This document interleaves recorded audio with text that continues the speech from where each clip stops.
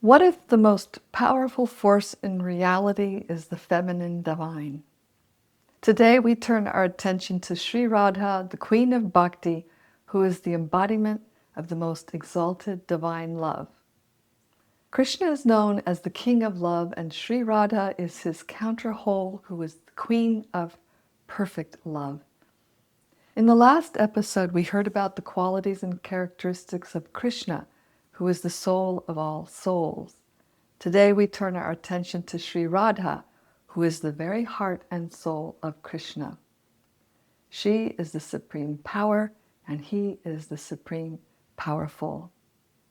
According to Vedanta, Radha isn't a myth, an archetype, or a mundane heroine. She's not a goddess of the earthly, celestial, or underworld. In other words, she's not a goddess tied to certain cultures of this world. Neither is she a goddess of the moon, sun, night, day, justice, knowledge, the arts, power, fertility, sex or birth, or death. She's not a ferocious goddess ruling war, revenge, or victory, or sorcery, fate, the earth, the sick, or balance. Her worship doesn't grant material benedictions. We don't petition Goddess Radha for things, status, or anything in this world. Radha is not of this world at all. But this doesn't make her irrelevant, because she embodies what we most desire, what we most need to thrive. She is divine love personified. She is the very form of condensed euphoria, or the ecstatic bliss that arises from prema, pristine sacred love. As we've heard in previous episodes, the Atma, our true self, is a lover, and we can only fully thrive and experience undying happiness when we develop sacred love. And Sri Radha is the transcendental person who shows us the way. Her character, behavior, compassion, and mercy inspires and encourages everyone who takes to bhakti to achieve their fullest potential by achieving transcendental divine love. For those who are sincere, her blessings elevate them to exalted states of being. Therefore, bhaktas are keen to develop a personal relationship with her, and it's easy to cultivate that relationship by getting to know Sri Radha. Bhakti texts describe that Radha is the bestower of all perfection, the most perfect, the source of perfection, and the perfect mystic yogini. Youthful Radha is an ocean of the finest intelligence, mercy, beauty, splendor, and grace. She's witty, full of compassion, bashful, humble, patient, graceful, playful, and respectful. We can hardly imagine a person who has so many beautiful traits and characteristics, but we find them in the person of Radha. Her transcendental body is complete with other unparalleled spiritual qualities that drape her body like a fragrant flower garland. Her smile is effulgent, her musical speech is pleasing. She's expert at joking and skilled in musical composition and dance. She's an exceptional singer and veena player. In fact, all the residents of Gokul bow to her unmatched skills. Sri Krishna says she is his guru in the art of dance of divine love. Her uncommon limbs blossom with sweetness and charm. Her anklets sing a captivating melody as she moves. She wears dangling earrings, a gold locket around her neck, bracelets, armbands, and rings with precious gems on her fingers and toes. Actually, her beauty beautifies the ornaments she wears, and poets say millions of soothing moons cannot compare to the golden luster of her body. Indicating her great love for Krishna, her enchanting blue eyes are always roving in search of her beloved. The perfection of Radha's life is the happiness of her beloved Krishna. Sri Radha, the absolute goddess of the original spiritual plane of reality, transcendent to time and space, is the source of all spiritual and mundane goddesses, and all goddesses pale in comparison to the boundless transcendental qualities of Sri Radha. Her love for Krishna is so competent and pure that just once hearing Krishna's name, she faints in a swoon. She is a mine of the valuable jewels of love for Krishna. She's an ocean of ecstatic love, decorated with ecstatic love, the giver of ecstatic love, and the personified potency of blissful ecstatic love.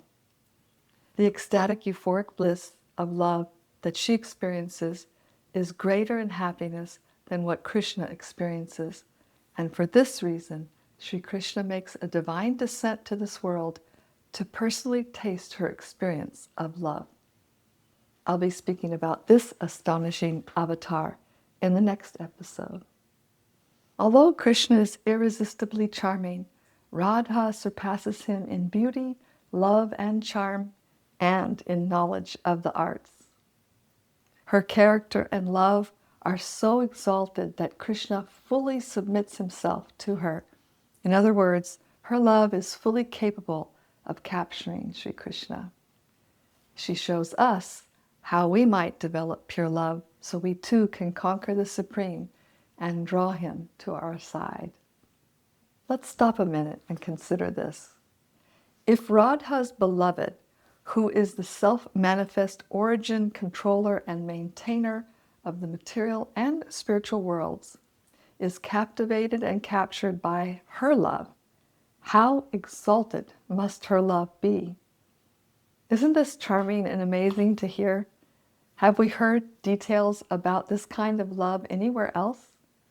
What is your reaction hearing this about Sri Radha? Let me know your thoughts below. In the West, we often think of the Supreme as the ultimate authority, omnipotent and beyond reach. But Bhakti reveals a surprising twist that the Supreme Person becomes vulnerable to love. In the highest domain of true love, Radha has conquered the Absolute. She is supreme. In this way, Radha reveals the highest philosophical and theological truth to us. Love is greater than God. Let's stay with this thought for a moment. You could even pause or close your eyes as you consider this again. Love is greater than God. Love is supreme because it conquers the unconquerable.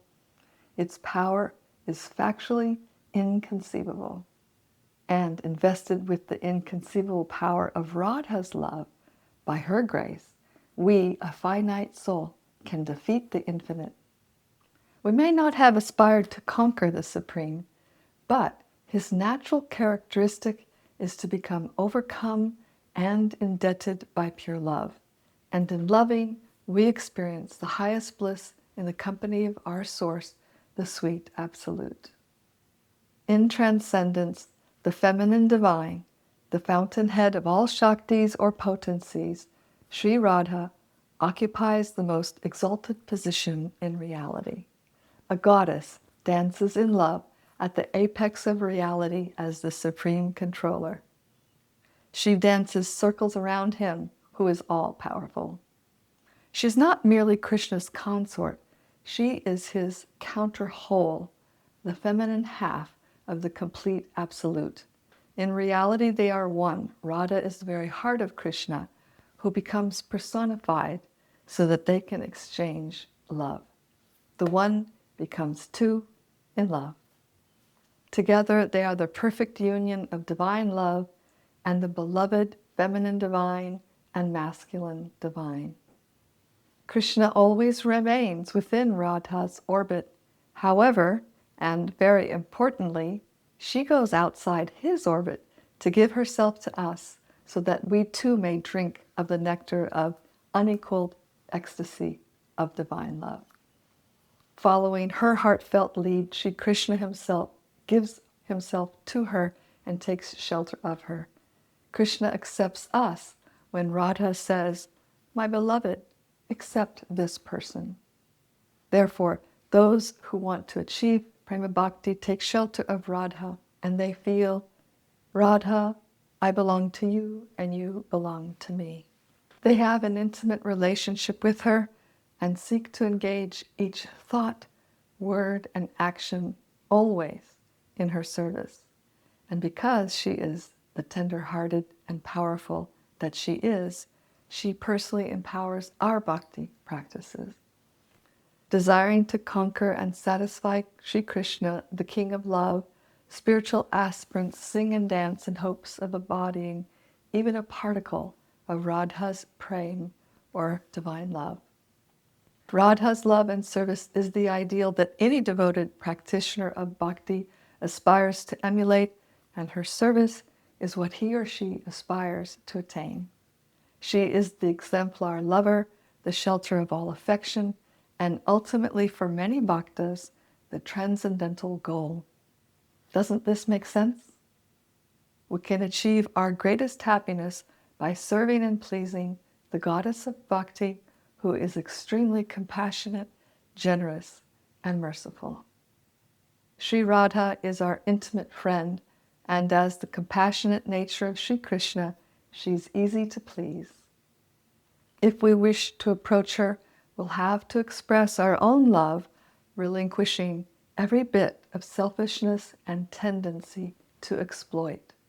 To enter her plane of love, we completely abandon the taking ego, the false ego, and embrace a serving ego. Without a serving tendency, where is the possibility of love? And without love, how can there be happiness? Radha is to be approached with a devotion free of selfish calculation. We approach only seeking how to be of service, because love is not about taking, but giving without expectation of return. Radha can lift us from our karmic bond, but even so, we don't approach her to gain liberation from our suffering. We approach only to serve her. We choose love. For some of us, the ideal of love as a state of being seems utopian and unachievable, but loving unconditionally and being loved unconditionally are every person's most profound yearning. And the fact that all of us have this universal drive suggests there is an answer awaiting us. There must be a path to fulfilling our common existential need. As the possessor and controller of the purest love, condensed to its thickest, sweetest state, Radha wants to imbue us with her own exalted experience. She can share the recipe, and she can give us the taste of ecstatic divine love. Therefore, she extends an invitation to us to mold ourselves as a pleasing instrument in the harmonic orchestra of divine love, to gain a place in the world beyond matter, where we're invited to enter into the bliss of loving relationships with Sri Radha, Sri Krishna, and their host of transcendental friends.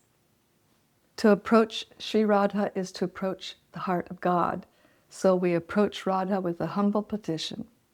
Please accept me, please show me the way, please help me.